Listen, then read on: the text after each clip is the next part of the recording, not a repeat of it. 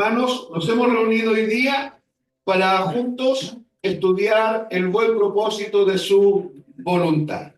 Comenzamos entonces con la primera parte y yo espero que durante el día el Señor vaya quitando los velos, vaya derribando fortalezas mentales, paradigmas mal entendidos que tenemos en nuestra forma de pensar, y el Señor traiga la forma de pensar de Cristo a nosotros. Por eso estamos acá hoy día, para ser capacitados, para ser edificados en Cristo Jesús. Acompáñenme a Efesios capítulo 1, versículo 5. Efesios 1, 5. Yo voy en algunos momentos, la dinámica va a ser así. Yo en algunos momentos voy a estar leyendo la Reina Valera, otras veces voy a estar leyendo la NBI, pero les voy a ir avisando, es necesario que usemos las dos versiones. En este primer texto vamos a leer la Reina Valera y la NBI, ¿ya? La Reina Valera dice: en amor, habiéndonos predestinados para ser adoptados hijos suyos, por medio de Jesucristo, según el puro afecto de su voluntad. Así dice la Reina Valera. Vuelvo a leer. En amor, habiéndonos predestinados para ser adoptados hijos suyos, por medio de Jesucristo, según el puro afecto de su voluntad. Hermanos, sin explayarme mucho, porque no vamos a hablar de eso hoy día, pero que quede claro. Nosotros no fuimos predestinados ni para salvación ni para condenación. La predestinación se encuentra en Cristo y la predestinación tiene una sola razón, según el texto: para ser adoptados hijos suyos. Fuimos predestinados para ser adoptados hijos suyos por medio de Jesucristo, y dice el texto, según el puro afecto de su voluntad. Ahora voy a leer la NBI. Mire cómo dice la NBI. Nos predestinó para ser adoptados como hijos suyos por medio de Jesucristo, según el buen propósito de su voluntad. De ahí está el nombre del seminario. Vuelvo a leer la NBI. Nos predestinó para ser adoptados como hijos suyos por medio de Jesucristo, según el buen propósito de su voluntad. El apóstol Pablo llama a lo que nosotros conocemos como el propósito eterno, lo llama acá el buen propósito de su voluntad. Hermanos y hermanas, no estamos hablando de dos propósitos diferentes, sino que es el propósito eterno. Pablo acá lo llama el buen propósito de su voluntad. Entonces, lamentablemente muchos piensan que tomar la cruz está relacionado con los sufrimientos y problemas que nos toca vivir. Por ejemplo, si una persona tiene un hijo enfermo y ha sido mal enseñado en la Biblia, esa persona dice: uy, la cruz que me tocó llevar es mi hijo enfermo. Y no, hermanos, el hijo enfermo no es la cruz, el hijo enfermo es el hijo enfermo. Si otro hermano tuvo un accidente y perdió la pierna, y producto de no tener una pierna, su vida se le vuelve más difícil, como ha sido mal enseñado en el Evangelio, él cree que esa pierna menos es la cruz que él le tocó llevar, la enfermedad, el problema, las circunstancias. Y no, hermanos, eso no es, ese es un problema que tú tienes, esa es una situación difícil que te tocó vivir, pero llevar la cruz es otra cosa. Entonces, por lo mismo, entendiendo esto, deberíamos preguntarnos qué significó realmente la cruz para Jesús. ¿Qué es lo que significó para Jesús? Debemos entender que no debemos interpretar cruz como sinónimo de crucifixión, no más. ¿De acuerdo? Cuando hablamos de la cruz, hablamos de que Cristo murió clavado en una cruz y fue crucificado. Sí, correcto. Cuando hablamos de que tenemos que estar juntamente con Cristo crucificados, muertos, sepultados y resucitados, sí, correcto. Pero cruz no solamente es crucifixión. Necesitamos entender que la crucifixión, hermanos, fue un hecho histórico. Eso ocurrió. Lo decíamos el viernes. La cruz de Cristo separó la historia en antes de Cristo y después de Cristo. Pero la cruz hermanos, es mucho más que un hecho histórico, y esto lo podrían anotar. La cruz es un evento eterno. Anoten eso. La cruz es un evento eterno. Por lo tanto, la cruz es una realidad eterna. Anoten eso también, porque vamos a estar hablando de eso durante todo el día. La cruz es un evento eterno y la cruz es una realidad eterna. Cuando la Biblia dice en Lucas 9:23, si alguno quiere ser mi discípulo, niéguese a sí mismo y tome su cruz y sígame, hay que preguntarse qué implicaba para Jesús tomar su cruz. Y alguien podrá pensar, bueno, tomar la cruz para Jesús era el momento en que lo iban a castigar y le iban a poner el madero al hombro y él iba a tener que caminar esa cantidad de metros que caminó con el madero al hombro hasta llegar al Gólgota y ser clavado. Alguien podría pensar eso. Pero eso no es, nunca estuvo en la mente de Jesús que eso era cargar la cruz. Porque eso no es cargar la cruz. Cargar la cruz implicaba para Jesús algo tan sencillo, pero tan profundo como hacer la voluntad del Padre. Entonces la pregunta es, ¿qué implicaba para Jesús cargar la cruz? La respuesta es hacer la voluntad del Padre. ¿Se acuerdan cuando estaba Jesús en el Getsemaní y él dice, si es posible, pase de mí esta copa? ¿Se acuerdan de eso? Y él también dice ahí, pero que no se haga lo que yo quiero, sino que se haga tu voluntad. En otras palabras, hermanos, la obra de la cruz era la voluntad del Padre para el Hijo. Anoten eso. La obra de la cruz era la voluntad del Padre para el Hijo. Jesús vino a eso, hermanos. Jesús vino a morir en una cruz. La razón por la que el Logos eterno se encarnó y se hizo hombre fue para morir clavado en una cruz, una muerte vicaria, una muerte reconciliadora, una muerte expiatoria, una muerte propiciatoria, lo que el Señor ya nos ha mostrado por tanto tiempo. Pero la razón por qué Cristo vino a este mundo fue a morir en la cruz. En otras palabras, la obra de la cruz, no sé si anotaron eso, la obra de la cruz era la voluntad del Padre para el Hijo. Entonces cuando Jesús le dice en Getsemaní al Padre, Señor, que no se haga lo que yo quiero, sino que se haga tu voluntad, Jesús sabía lo que estaba diciendo. Señor, si tengo que morir en la cruz, que se haga eso. Porque a eso viene. Ahora, hermanos, cuando yo digo, si tengo que morir en la cruz, lo digo de forma didáctica, pero no lo digo porque Jesús lo supiera. Jesús sabía de forma clara qué es lo que se le había encomendado. Venir a morir en la cruz del Calvario. ¿Se acuerda lo que dice Juan capítulo 1, versículo 11? Dice, a lo suyo en singular, a lo suyo en singular, vino. Y los suyos en plural no le recibieron. A lo suyo, a su propósito, a su misión, a morir, vino. Y los suyos, el pueblo judío, no le recibió. Cuando Jesús nos dice que tomemos la cruz, Él lo que quiere que entendamos es que nuestra cruz tiene que ver con hacer la voluntad del Padre. ¿Se entiende?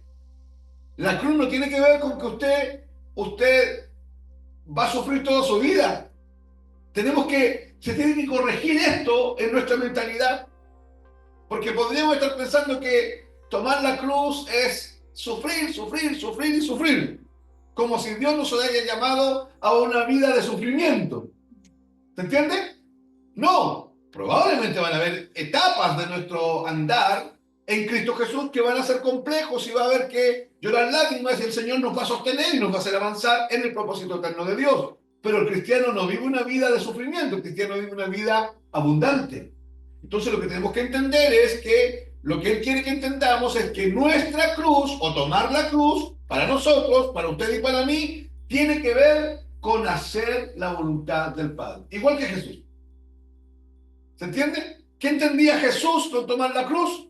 Que Él tenía que hacer la voluntad del Padre. ¿Qué tiene que entender usted y yo con tomar la cruz?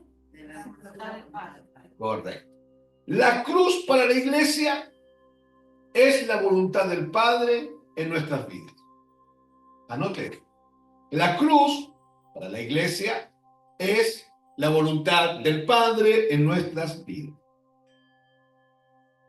Vamos a resumir en forma breve para irlo desarrollando por el camino lo siguiente. Muchas veces se habla de la voluntad de Dios como un qué. Oiga, de hecho todos quieren saber qué es la voluntad de Dios. Se habla de la voluntad de Dios como un qué. Que hagamos esto, que hagamos aquello, que dejemos de pecar, que dejemos de hacer esto otro, que dejemos de hacer esto otro. Así se habla. Así se enseña. Cuando se habla de la voluntad de Dios, ¿cuál es la voluntad de Dios? Que dejemos de hacer esto, que hagamos esto. Siempre se habla con un qué. ¿Se entiende la idea? Pero la voluntad de Dios para la iglesia no es un qué, sino un quién. La voluntad de Dios para la iglesia es Cristo. ¿Está oyendo? La voluntad de Dios para la iglesia no es qué tengo que hacer o qué tengo que dejar de hacer, sino que la voluntad de Dios para la iglesia es un quién. Cristo. Eso anoten. La voluntad de Dios para la iglesia no es un qué, sino un quién. La obra de la cruz, hermanos, era la voluntad del Padre para el Hijo. Y la obra de la cruz es la voluntad del Padre para usted y para mí. La cruz para la iglesia es lo mismo que para Jesucristo. La voluntad del Padre en nuestras vidas. Eso tiene que quedarnos claro desde ya. La cruz no es sinónimo de que usted va a pasar su vida sufriendo. Tenemos que corregir esto en nuestra mentalidad, porque, hermano, uno dice, cualquiera de nosotros que viene acá y predica que hay que tomar la cruz y negarse, la iglesia empieza a sufrir. Porque pareciera que hay que hacer esto, que hay que hacer esto, que hay que hacer esto, y no hay que hacer. No se trata de qué, se trata de quién, se trata de Cristo. Entonces, la voluntad del Padre para la iglesia es la cruz de Cristo, que tiene que ver con Cristo, con un quién. Muchas veces se habla de la voluntad de Dios como un qué, cuando en realidad podríamos y deberíamos considerar la voluntad de Dios como un quién, siempre en el contexto del propósito eterno de Dios. Necesitamos entender por revelación que Dios siempre apunta al conocimiento del Hijo. Hermanos, Dios en todos los movimientos que Él haga con la iglesia, Él busca una sola cosa, que la iglesia conozca al Hijo. De hecho, si este seminario que estamos haciendo no está apuntado para allá, estamos perdiendo el tiempo. Hermano, estamos perdiendo el tiempo así de manera categórica. Pero si este seminario está apuntando a que conozcamos al Hijo, este es el mejor tiempo invertido en esta semana. Porque todos, hermanos, hermanas, todos los movimientos de Dios van direccionados, van apuntando a conocer al Hijo. Porque se trata de quién y no de qué. Entonces, necesitamos entender por revelación, repito, que siempre Dios apunta al conocimiento del Hijo. La expectativa que Dios tiene es que su iglesia conozca al Hijo. No sé si la frase le genera alguna pregunta o alguna incomodidad, pero escuche, Dios tiene una expectativa con nosotros. Dios espera algo de nosotros. Dios está expectante por algo en nosotros.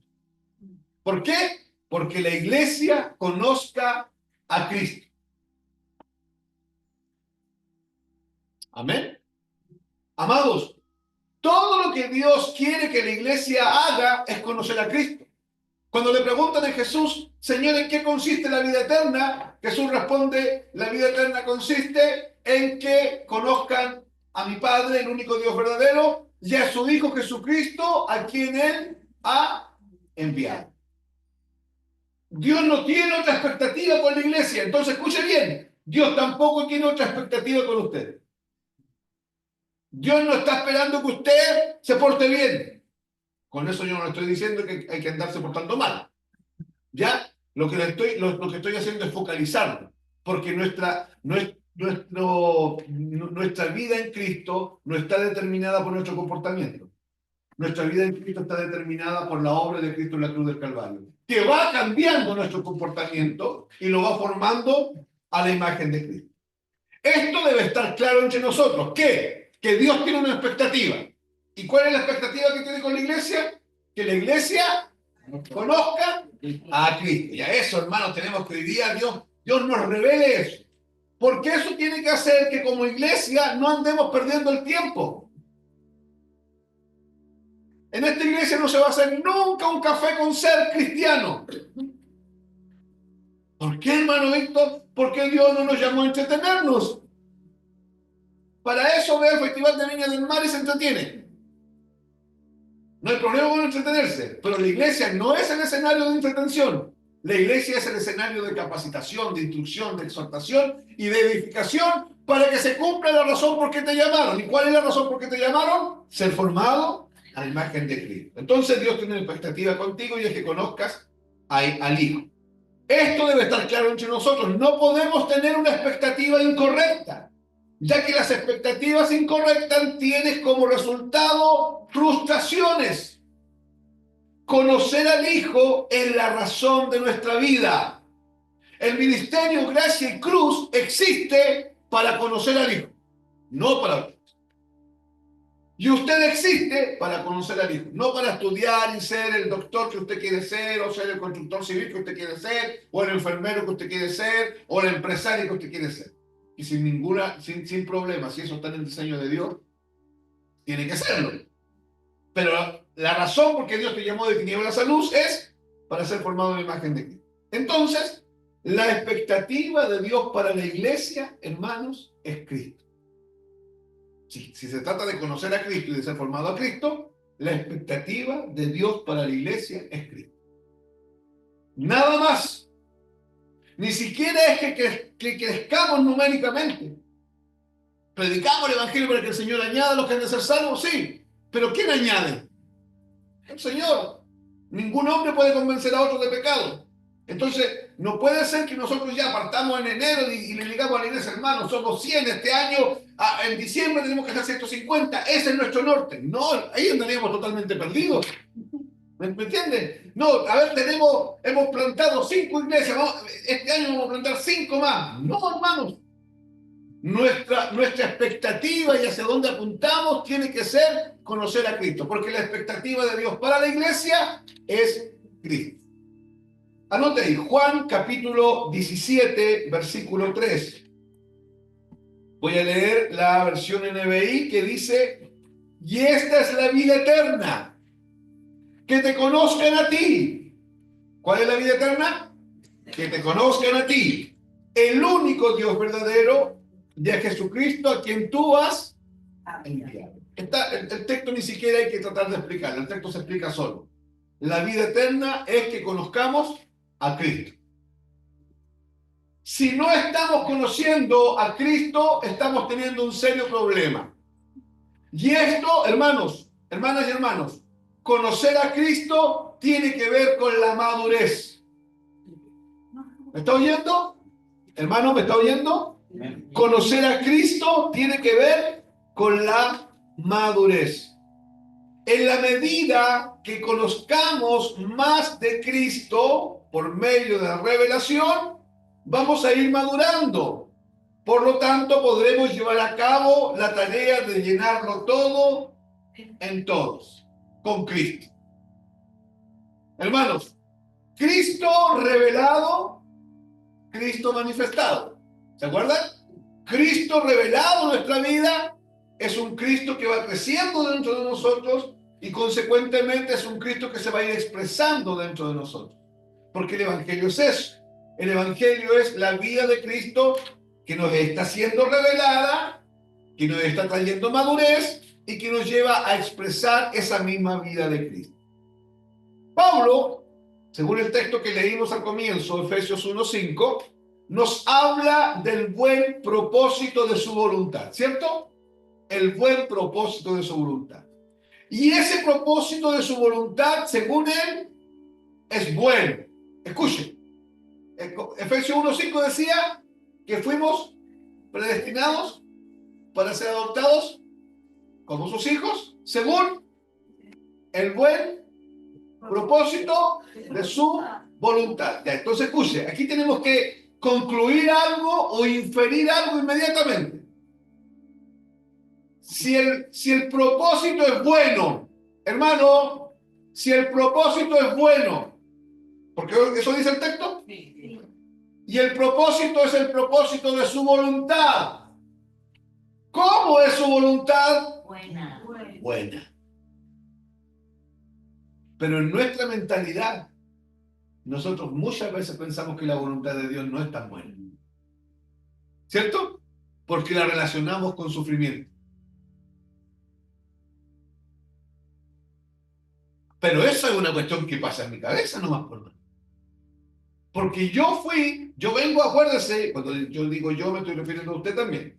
Porque cuando yo nací en este sistema caído llamado tinieblas y fui formado en mi mentalidad y en mi forma de pensar por este sistema caído.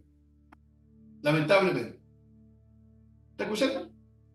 Y ese sistema caído es el que gobierna mi vida si es que mi mentalidad no está siendo renovada. Ese sistema caído de pensamiento va a seguir gobernando mi vida. Y venimos de un sistema de pensamiento donde constantemente nos están acusando, me estoy autocondenando, nos están condenando, nos están poniendo bajo juicio, nos están diciendo que nos va a ir mal, nos están frenando, bloqueando, quitando.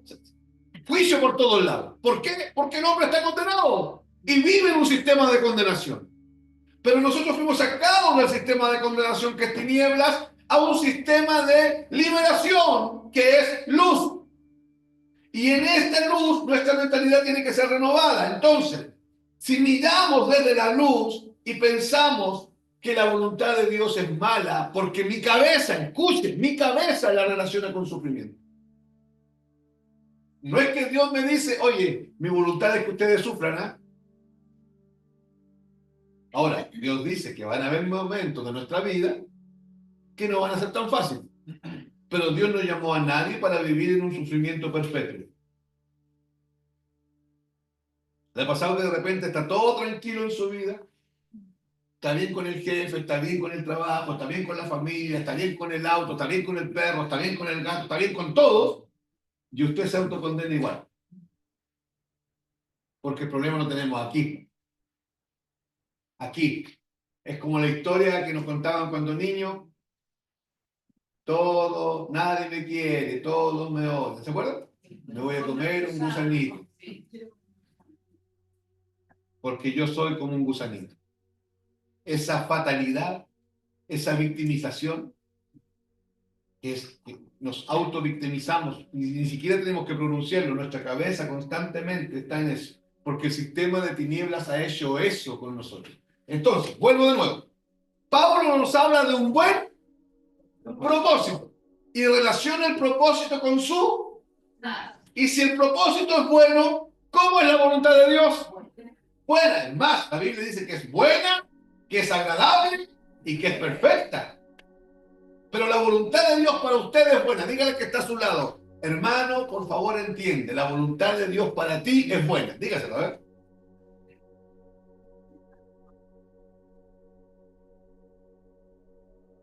Es buena. No es mala.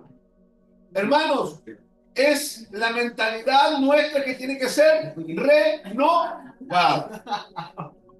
Pero que usted no sabe, hermano Víctor, lo que yo estoy viviendo. No, yo no sé qué es lo que usted está viviendo, salvo que usted me cuente. Pero yo no sé, pero escúcheme bien. Yo sé algo, que lo que usted está viviendo, la voluntad de Dios es buena. Entonces, quizás estamos viviendo aquello desde la perspectiva incorrecta. ¿Está entendiendo?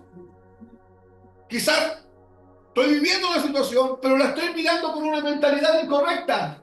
Necesito mirar esa situación desde la mentalidad correcta. ¿Y cuál es la mentalidad correcta? Que yo estoy inserto en el buen propósito de Dios. Y el buen propósito de Dios está amarrado de la buena voluntad de Dios, o de la voluntad de Dios que es buena. Recordemos lo que dice Hebreos capítulo 1, versículos 1 al 3. Dice, Dios, ahora leo la Reina Valera, Dios, no, perdón, voy a leer la NBI mejor, ¿ya? Ustedes lean la Reina Valera, yo voy a leer la NBI y ustedes quiero que comparen ahí un texto, que hay una diferencia importante. Hebreos 1, del 1 al 3. Leo la NBI.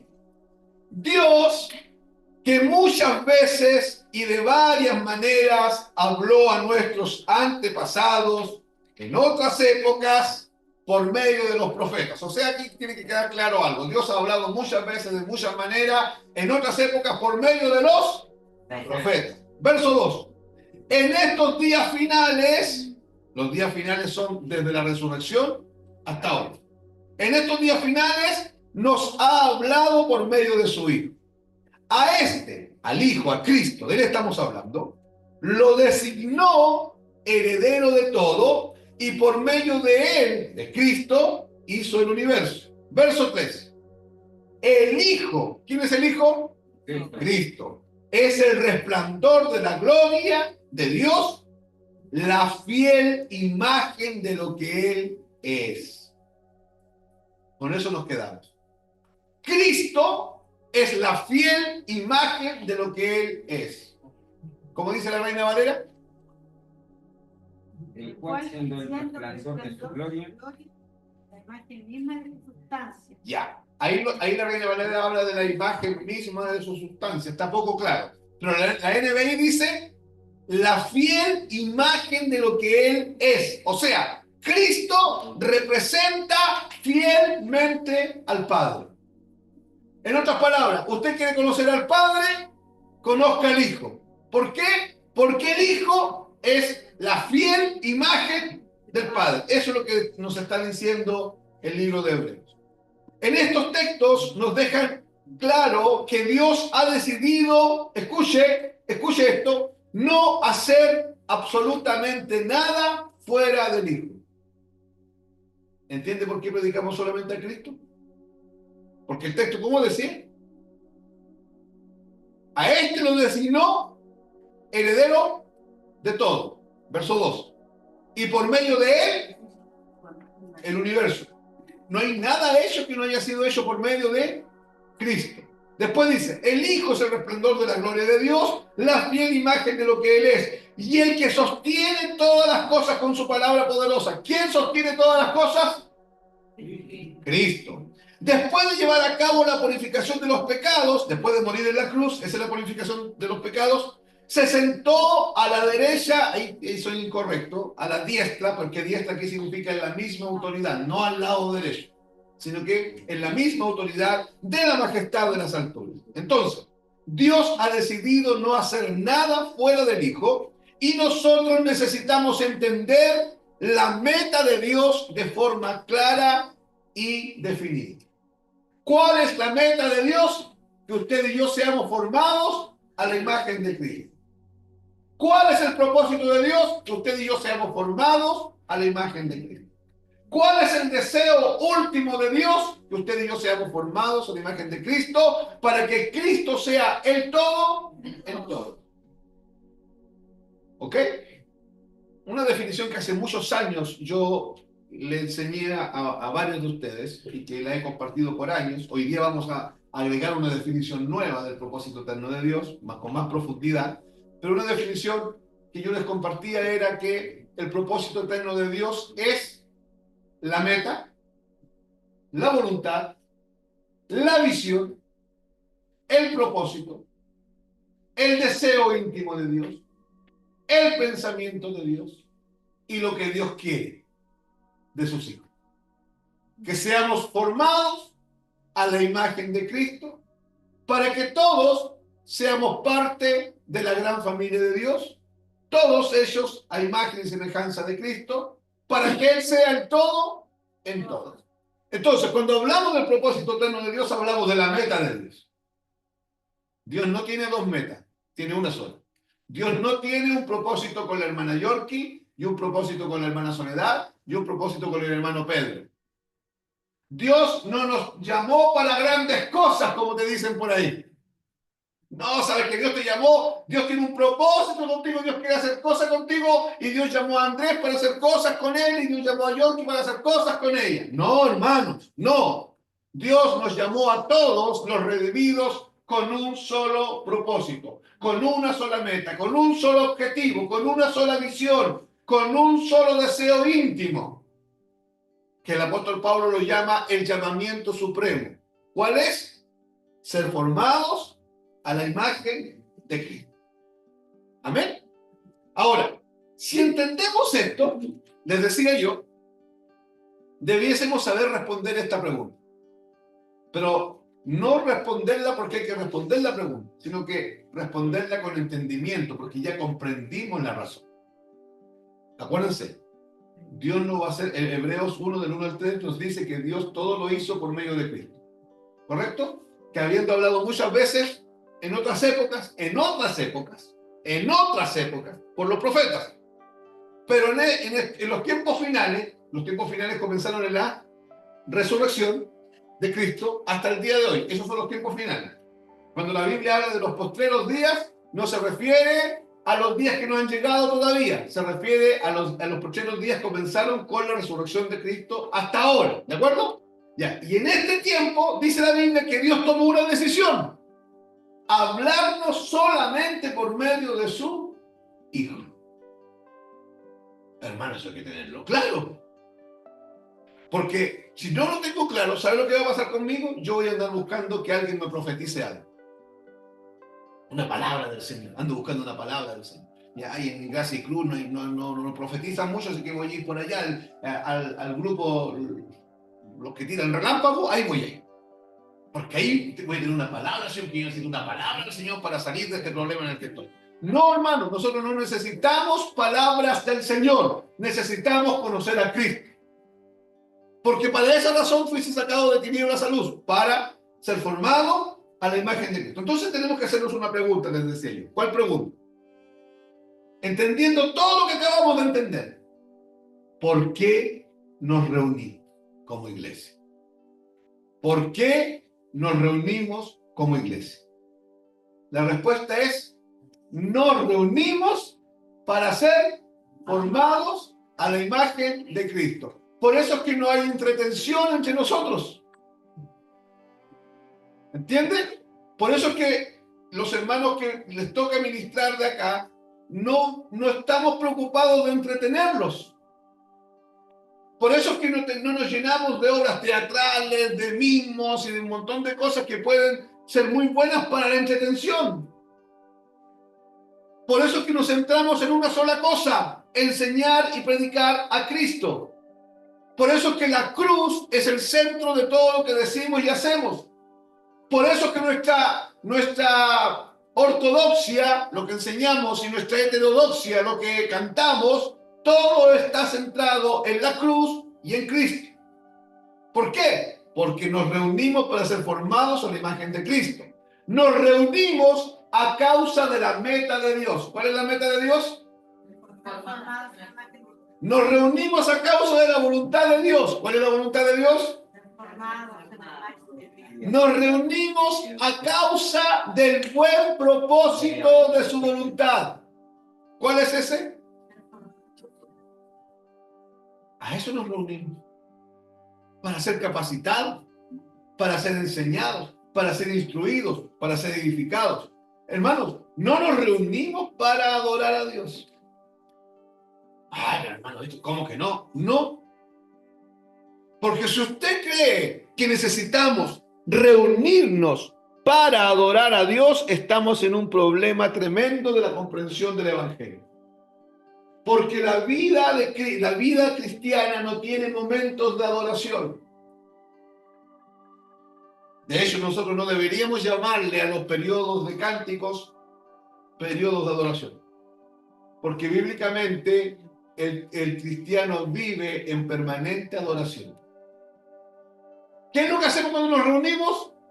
Como iglesia, corporativamente, como cuerpo, cantamos y expresamos nuestra realidad interna en alabanzas al Señor. Pero hermanos, cantar no es adoración. La adoración es mucho más que eso. Es una vida permanente rendida a la buena voluntad del Señor. ¿Ya? Entonces, debemos, entendiendo esto, si yo estoy entendiendo esto, que el propósito del Señor está ligado ¿a qué? No. A la buena voluntad. A la voluntad del Señor. ¿Y cómo es la voluntad del Señor, Kika? Buena. Buena. Yo ya entendí eso. Lo comprendí. No es que Dios me llamó para hacerme sufrir y que voy a vivir en permanente sufrimiento. Entonces, como yo voy a vivir en permanente sufrimiento, ¿qué es lo que se me pasa por la cabeza? Que tengo que alejarme del propósito eterno. Y eso es lo que hacemos. Porque vivimos, si no nos acusa un tercero, me acuso solo.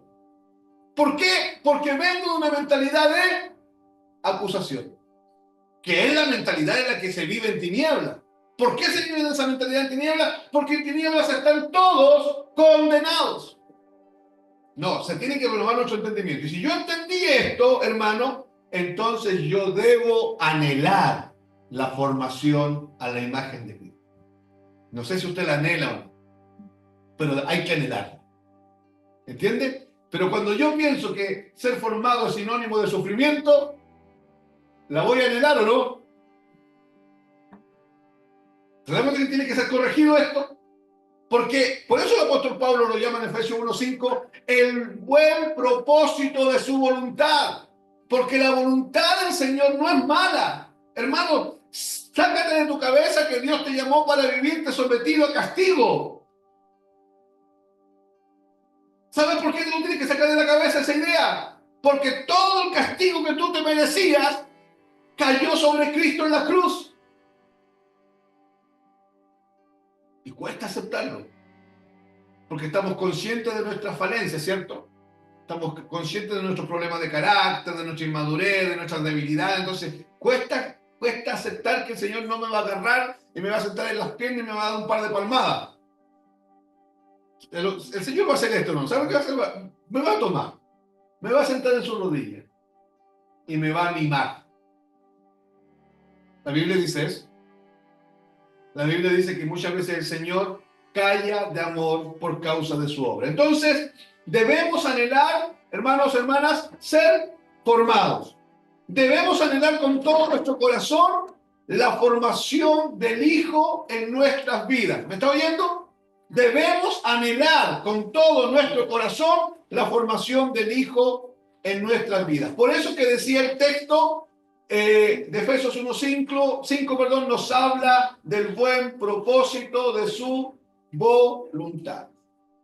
Juan 1:11 decía, a lo suyo vino y los suyos no le recibieron. Escuche, a lo suyo en singular y los suyos en plural no le recibieron. ¿Qué significa eso?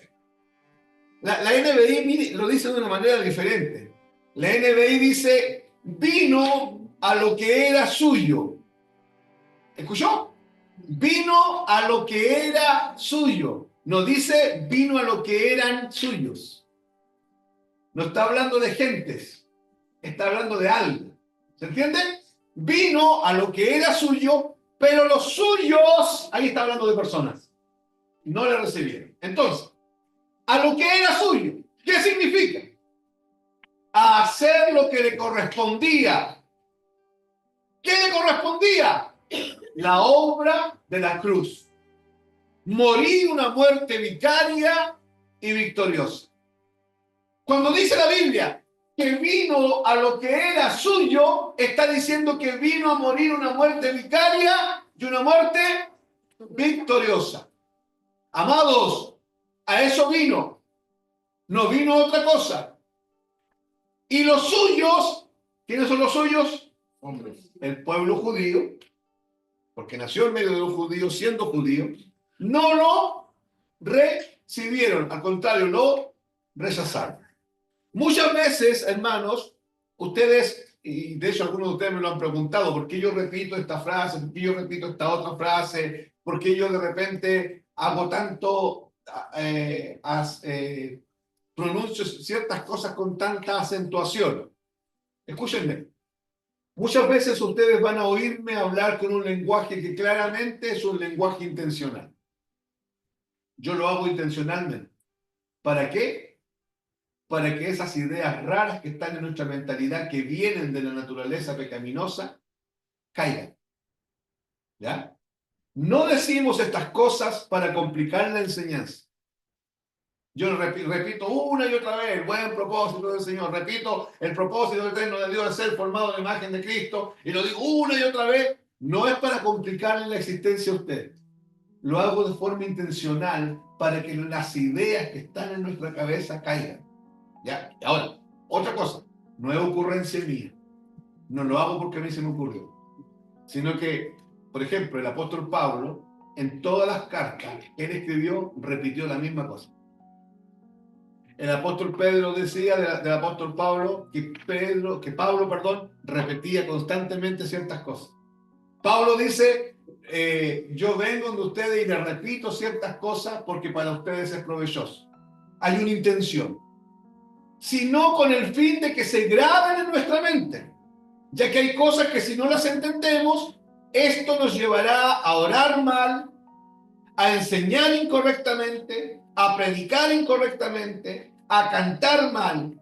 Por eso se hace determinante entender con claridad que fuimos llamados para ser formados a la imagen de Cristo, y esa es la voluntad de Dios, pero la voluntad de Dios no es mala. ¿Saben que usted se puede dejar de congregar porque usted piensa que lo que le está pasando es malo? Y la voluntad de Dios para su vida no es mala, es buena.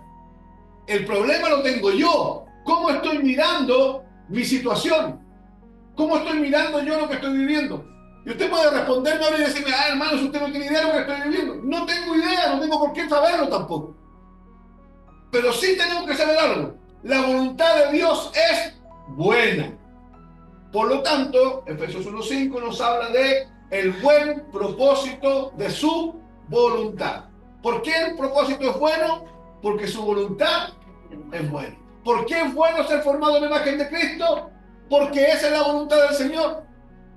La voluntad del Señor no es que nos centremos en predicar para que las almas se conviertan, no es que nos centremos en esto y en esto y en esto otro. Hermano, aun cuando hay que predicar. Pero no nos llamaron para eso. Nos llamaron para ser formados a la imagen de Cristo. Entonces, pregunta. ¿Qué significa el buen propósito de su voluntad? Anótenlo. ¿Qué significa el buen propósito de su voluntad? Porque así lo plantea Pablo. Este otro nombre del propósito eterno. Entonces, si se dan cuenta, está ligado a una profundidad de revelación mayor. El buen propósito de su voluntad. Hermanos, Jesús vino a morir en una cruz, pero vino a morir en una cruz para tener una victoria eterna. No vino a morir en una cruz para sufrir y salir derrotado. Vino a morir en una cruz para tener una victoria eterna. Y Él quiere que usted y yo, como sus hijos amados, escuche, disfrutemos de la victoria eterna. ¿Está entendiendo? Cristo no vino a sufrir en una cruz para experimentar una derrota que haga que sus hijos vivan siempre derrotados. Yo oro que caigan los velos, hermanos, que hay en nuestra mente. Lo repito. Jesús no vino a morir en una cruz para sufrir una derrota que haga o que ocasione que sus hijos vivan siempre derrotados. ¿De acuerdo? ¿Cómo fue la cosa? Jesús vino a morir en una cruz para tener una victoria eterna. Y Él quiere que nosotros, como sus hijos amados, porque esos somos, sus hijos amados. Hermano, no somos sus hijos, somos sus hijos amados. Pero hermano, eso se lo agrega usted. No, la Biblia dice que somos sus hijos amados. Y para que como sus hijos amados disfrutemos de la victoria eterna de la cruz. Hermano, yo convoco sus mentes, escuchen un poquito. De repente nos toca pasar 2-3 semanas angustiados, pero a veces nos toca pasar 4 o 5 años de angustia. ¿Ya? Y cansa, desgasta emocionalmente, la mente, todo. ¿Y sabe qué? ¿Qué dice uno? Ojalá el Señor venga por mí. Porque la única solución que le vemos a todo el problema es morir. No, pero nosotros somos más espirituales. E irnos con el Señor. ¿Cierto? Pero en realidad, ¿qué es lo que estamos diciendo? Morirnos, porque en este mundo la estamos pasando mal. Hermano, escuchen, yo sé que a algunos le va a chocar esto y no te incomodes conmigo, ¿ya? Porque no, la intención no es ofender. Escucha, si eso pasa en tu cabeza, es porque estás bajo una mentalidad de condenación. No puede ser que usted y yo nos hayan liberado del poder de las tinieblas, del poder del pecado, del poder de la naturaleza pecaminosa, del poder del diablo, del poder de los demonios, del poder de la condenación, nos hayan hecho libres para siempre, hijos de Dios, coherederos, juntamente con Cristo Jesús, y usted lo único que quiere sea morirse. ¿Sabe qué debiésemos querer nosotros si entendemos bien? Hágame vivir hartos años, Señor. Mire la cosa. Yo dije esa frase y yo sé que pensaron algunos de ustedes. Sí, pero llegar a viejo todo ahí, todo enfermo, con los riñones a mal caer, con un pulmón funcionando, sin poder mirar, sin poder... No, así vida, Víctor, que me lleve más joven, ¿no, al Señor? Es que se nos está olvidando algo. La victoria eterna de la cruz. ¿Qué hace que donde no hay riñones aparezcan riñones?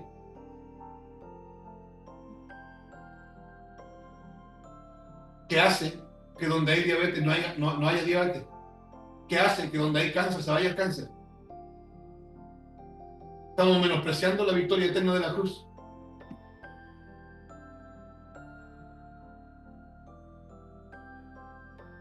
¿Me está entendiendo?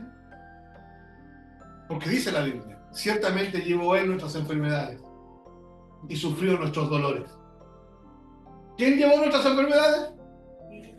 ¿Dónde? ¿Quién sufrió nuestros dolores? ¿Dónde? ¿Tenemos enfermedades? ¿Tenemos dolores? ¿Pueden ser quitados? ¿Por qué? ¿Por qué? Esa es la forma de pensar. Y cuando usted y yo empezamos a pensar según los escritos bíblicos, vamos a ver la gloria de Dios ocurriendo en nosotros.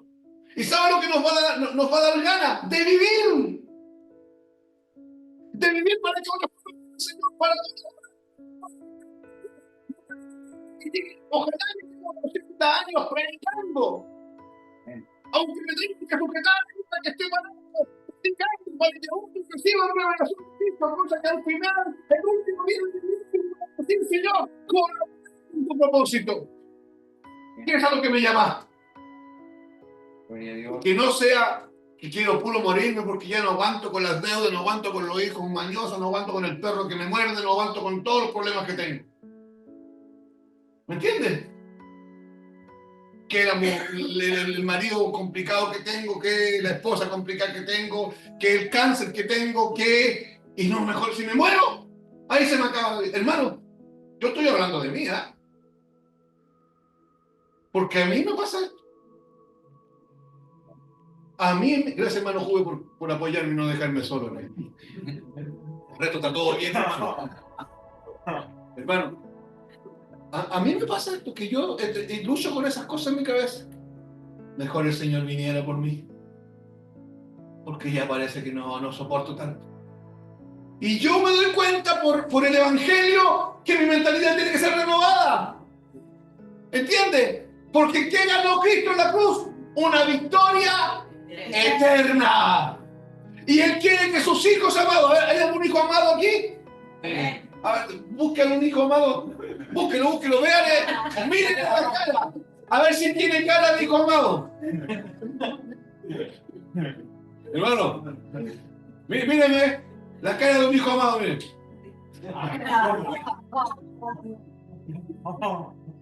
¿Por qué se ríe? Pedro, ¿por qué te ríes? ¿Ah? Porque así andamos, desvalorizando el amor de la cruz. Medimos el amor de Dios porque si tenemos pan con palta o con mortadela. Si tenemos pan con palta, Dios me ama. Sobre todo cuando le falta valentía en Lucas. Ahí sí que Dios me ama. Y si tenemos pan con mortadela, Dios no me ama tanto. Es que quizás me lo merezco. ¿Sabe? Usted no se merece ser amado por Dios, pero Dios decidió amarte. ¿No me escucharon? Usted no merece ser amado por Dios, pero Dios tomó una decisión: amarte en el Hijo y amarte con el mismo amor que Él tiene por Él. No, que quizás me merezco lo que me está pasando porque yo soy tan chanta. No, hermano, usted dejó de ser chanta el día que usted murió con Cristo en la cruz. Y usted empezó a ser renovado en Cristo Jesús. Y usted es un hijo amado del Señor y Él quiere que usted disfrute de la victoria eterna de la cruz. Para entender el buen propósito de su voluntad, yo debo comprender que hay cosas que en mi alma deben ser tratadas por Dios. Hay cosas que en mi alma deben ser trabajadas por Dios. Hay cosas que en mi mentalidad tienen que ser renovadas por Dios. ¿Me está oyendo? Para entender el buen propósito de su voluntad, yo necesito que en mi alma Dios trabaje cosas. Yo necesito que en mi alma Dios ordene cosas. Yo necesito que en mi alma Él haga ciertos cambios radicales. Yo necesito que mi mentalidad sea renovada. Hermano, escuche. Es bueno orar por si es que esto es la voluntad del Señor o no. Pero cuando yo ya sé que la voluntad del Señor es buena, que es agradable y que es perfecta, yo debiese entonces ir delante del Señor y decir: Señor, tú llevaste las enfermedades en la cruz. Manifiéstalo en mi vida. Escúchame, no es haga el milagro. El milagro ya ocurrió. ¿Dónde? Sí, en la cruz. ¿Y qué llevó en la cruz? Y nuestros dolores de todo tipo: físico, psíquico, mental, emocional, todos los dolores, espirituales, todos los dolores. Entonces, y todo eso nos fue dado, porque la Biblia dice que nos dieron a Cristo, nos concedieron a Cristo, una vida nos concedieron, nos otorgaron una vida. ¿Cuál vida? La de Cristo. Y dice la Biblia: y junto con Cristo, todas las cosas. Ya fue dado. Entonces, mi pregunta que yo me hacía cada vez que preparo la enseñanza es: ¿por qué yo no lo veo en mi vida? Y me responde el Espíritu Santo: no es por el lado mío, Víctor, el problema. Yo te lo di. ¿Y yo tengo un problema entonces, Señor? Sí. ¿Dónde? En tu mentalidad. Tú vives minimizando la obra de Cristo. Por ejemplo, hermano, la Biblia dice que el que peca, Dios lo perdona. Usted peca, va ahora con el Señor y se para y usted siente que Dios no lo perdona. Porque vivimos de sentimiento. En vano, hermano, usted pudo haber pecado y somos 100 en la iglesia. Usted pecó y los otros 99 santos que viven en la gloria de Dios siempre, que no sé cómo lo hacen, pero siempre viven en la gloria de Dios, llenos de resplandor de gloria por todos lados, te miran así como pecador. Como pecador, te examinan. ¿Ya? Y si tú no entiendes el propósito eterno de Dios, esas miradas te van a hundir. Pero si tú entiendes el propósito eterno de Dios, ¿qué importa cómo te miren? Si tú te afirmas en la convicción de la victoria eterna de la cruz, donde dice que si alguno hubiese pecado, abogado tiene para con el Padre, a Jesucristo hombre, quien es fiel y justo para perdonar todos los pecados y limpiarnos de toda maldad. ¿Está entendiendo? El problema no está afuera, el problema está en nuestra mente. Y necesitamos una renovación de la mentalidad. Juan 1:1, que dice: en principio era el verbo, el logos, y el verbo era con Dios, el logos era con Dios, y el verbo era Dios, el logos era Dios, ¿cierto? Juan 1:1 nos habla del verbo, del logos de Dios. Y lo que dice en Efesios, lo dice por causa de esa realidad, de la realidad del logo de Dios, del verbo de Dios. ¿Qué es lo que dice en Efesios? Efesios 1:5, ¿qué me lo puede leer? Sí, fuerte, Rebeca. El amor, habiéndonos predestinado para ser adoptados hijos suyos por medio de Jesucristo, según el puro afecto de su voluntad. O sea, que en la NBI dice, según el buen propósito de su voluntad. Ya, todo lo que dice Efesios 1:5 está relacionado con Juan 1:1. Que el Logo se encarnó, se hizo hombre, vivió como hombre una vida perfecta, murió en la cruz en tu lugar como hombre para que tú puedas experimentar el buen propósito de su voluntad. ¿Usted cree que Cristo iba a morir, iba a venir, se iba a encarnar, iba a vivir como hombre, como perfecto hombre, perfecto Dios, iba a morir como hombre en la cruz para que usted viviera derrotado toda su vida?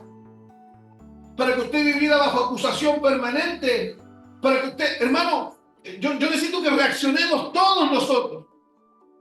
No existe la iglesia donde no hayan problemas. ¿Sabe por qué? Porque lamentablemente la iglesia está compuesta de hombres con problemas.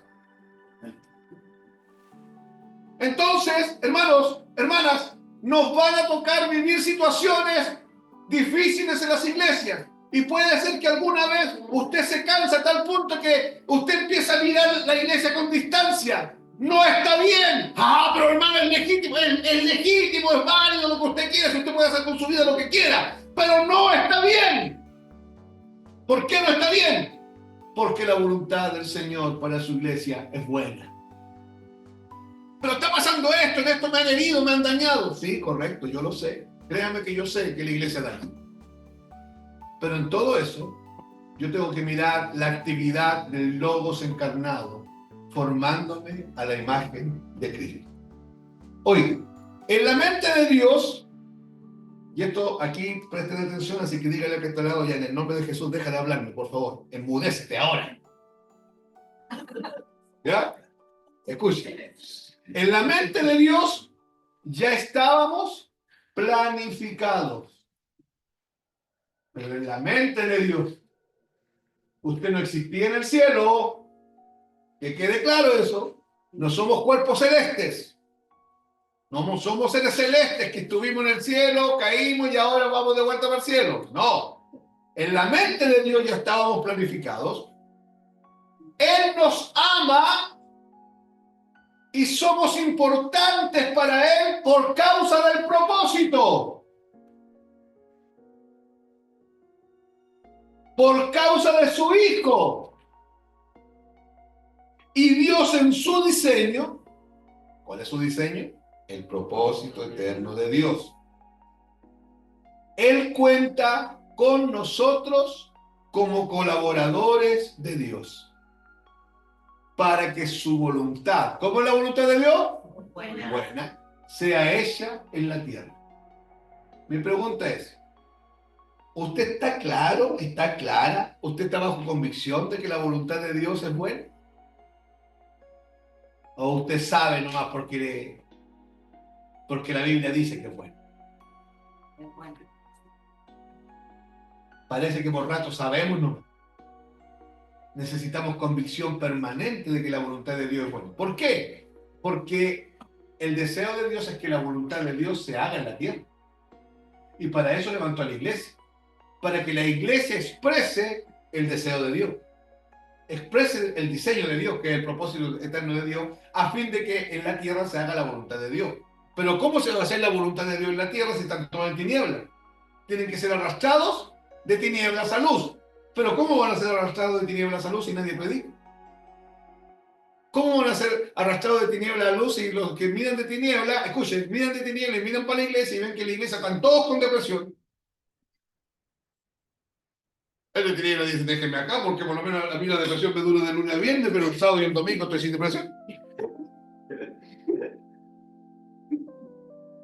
¿Entiende? ¿Se acuerdan cuando decía el libro de los Hechos? Dice que la gente, la sociedad miraba a la iglesia y quedaban impactados por el amor que había entre ellos. Hoy día nuestro amor no impacta a nadie. No, porque no ven lealtad entre nosotros. No ven que nos cubrimos la espalda, no ven que nos protegemos. Ah, que son encubridores. No, hermanos, somos llamados a cubrir. Un ejemplo. Mi mamá es una mujer que aprendió a leer, a escribir, suma, resta, divide y multiplica. Y esa es toda la enseñanza que tiene. Es súper inteligente mi mamá. Si hubiese estudiado, sería de armas tomar. Entonces la viejita, producto de sus carencias culturales, comete errores. Cultural. Los que a mí no me avergüenzan para nada. Soy su hijo. Pero de repente por ahí se pega una desubicada. Y yo tengo que protegerla. Por una razón bien lógica. Es mi mamá. ¿Está entendiendo? Pero además, esa mujer tiene la misma fe que yo. Es mi hermana en Cristo. Tengo que protegerla. Dan ganas de no protegerla. Pero hay que protegerla. ¿Está entendiendo? Ya, yo hablé de un ejemplo mío. Pero, ¿cómo la gente va a querer conocer a Cristo, conocer la luz, si no están viendo la expresión de Cristo y la expresión de la luz? Porque nuestra mentalidad es una mentalidad De tiniebla. de tiniebla, acusadora, condenatoria. Y hermano, y no es que usted ande acusando a otros, si nos acusamos solos. Solo nos ponemos carga que no hay que llevar. Hermano, usted pecó. Vaya donde el Señor lo va a perdonar y cree que el Señor lo va a perdonar porque el perdón se mantiene de manera permanente delante de nosotros. Usted no tiene que estar en el cuestionamiento si Dios me perdonó, me perdonará, es que otra vez la misma piedra, toqué, hiciste, y además iba pasando y además no visto, levantó la ceja, entonces quizás ese es el juicio de Dios sobre mi vida. Usted no puede vivir por lo que los otros dicen. Ahora escuchen, yo sé que es difícil. Hay una sola forma de no vivir por lo que los otros dicen. Estar sumergido en la obra de Cristo, en la justificación por fe, por ejemplo. Si Cristo te justificó, dice Romanos 8, ¿quién te condenará? Amén. Amén. Deme 3 minutitos y hacemos un break. ¿Que alguien puede leer 1 Corintios 3:9? Rapidito, sí. 1 Corintios 3:9. Acuérdese, en la mente de Dios ya estábamos planificados, Él nos ama y somos importantes, pero por causa de su Hijo, por causa del diseño. Dios cuenta con nosotros, no se olvide de esa idea, pero no nos necesita, pero cuenta con nosotros para colaborar con el propósito eterno de Dios. Ya, 1 Corintios 3:9. Fuerte, John. Porque nosotros somos colaboradores de Dios y vosotros sois labranza de Dios, edificio de Dios. Dice, porque nosotros somos, ¿qué? Colaboradores. Colaboradores de Dios. ¿Y qué? ¿Por qué colaboramos? Porque Él quiere que colaboremos. ¿Pero en qué colaboramos? En nada. Él lo hace todo, pero Él nos inserta en su propósito y Él lo único que quiere es que yo esté de acuerdo con ese propósito. Y el estar de acuerdo con ese propósito significa, Señor, toda mi existencia va a caminar, se va a dirigir hacia el propósito eterno de Dios. Todo va a estar siendo guiado para allá, todo va a estar siendo llevado para allá. Hermanos, por ejemplo, si viene un feriado largo, un dato, viene un feriado largo, yo no planifico vacaciones en Cancún. Sería bueno, ¿ah? Y que no significa que no las puedo realizar si están los recursos. ¿Ya? Pero escuche, lo primero que yo hago es, ¿nos iremos a reunir con la iglesia? Los hermanos, el presbiterio ya citaron un seminario, iremos a tomar la cena, iremos a hacer algo. Ah, no hay nada. Ah, voy a Cancún entonces. ¿Pero qué hacemos todos? Sacamos pasaje para Cancún. ¿Ya? Y después, hermano, ¿usted va a ir al seminario? Bueno, No, voy a Cancún, hermano. bueno. Ya, pues, hermano, que el Señor lo bendiga y que le vaya bien por allá. No hay problema, pero eso habla de algo en mi vida. Mi vida no está propendiendo hacia donde hay que ir, que es ser formado en la imagen de Cristo. Acuérdense que estamos respondiendo la pregunta ¿por qué nos reunimos? Para ser formado en la imagen de Cristo. Entonces a mí me debería interesar. Y otro día yo daba gracias por la hermana Silvia Flores, el otro día. Me junté con ella, por usted, hermano, por usted daba gracias al Señor. Me junté con ella a conversar en discipulado. Y conversamos hartas cosas y en un momento ella me dijo así, pero así, categórica. Bien categórica. Hermano, es que yo voy, si a mí me gusta congregarme.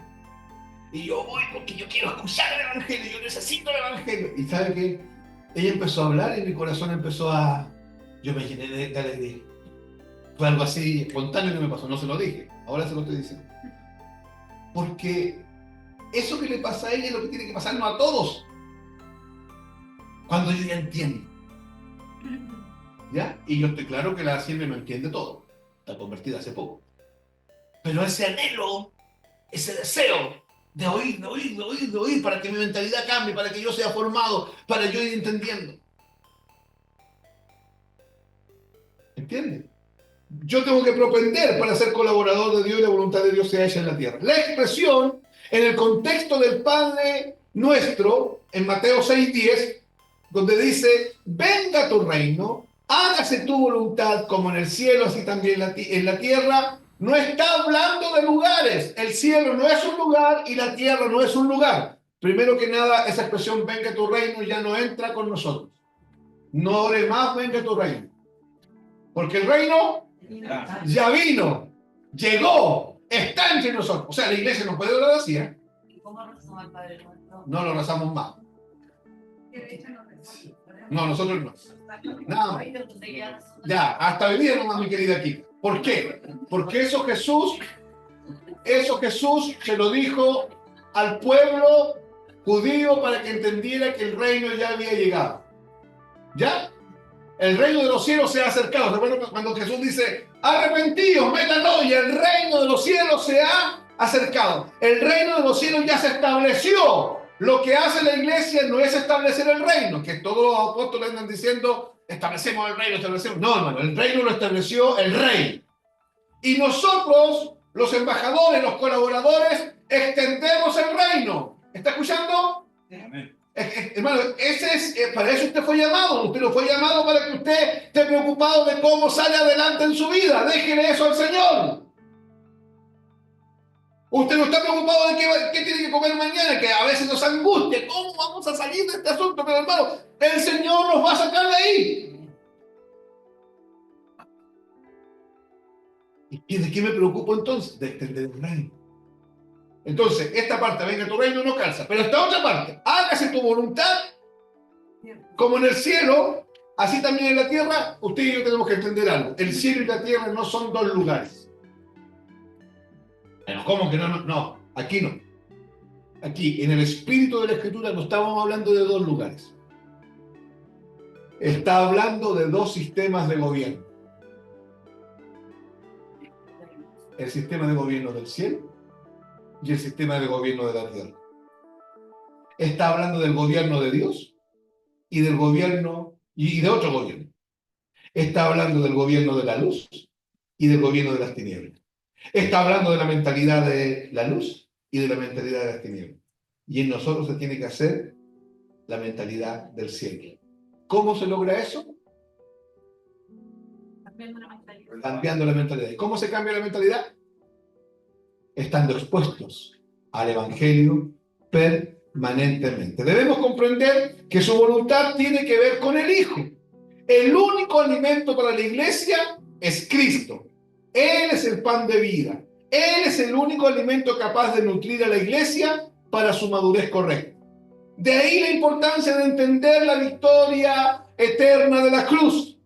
Si no comemos a Cristo, no nos nutrimos. Si no somos enseñados en la realidad de la victoria de la cruz, no maduramos. Y la realidad de la victoria eterna de la cruz terminará haciéndonos vivir en la voluntad de Dios. Si no somos expuestos a la obra de la cruz, terminaremos comiendo cualquier cosa. Y usted sabe que cuando uno empieza a comer cualquier cosa, se enferma. Amén. Hacemos un break aquí. Esta es la primera parte.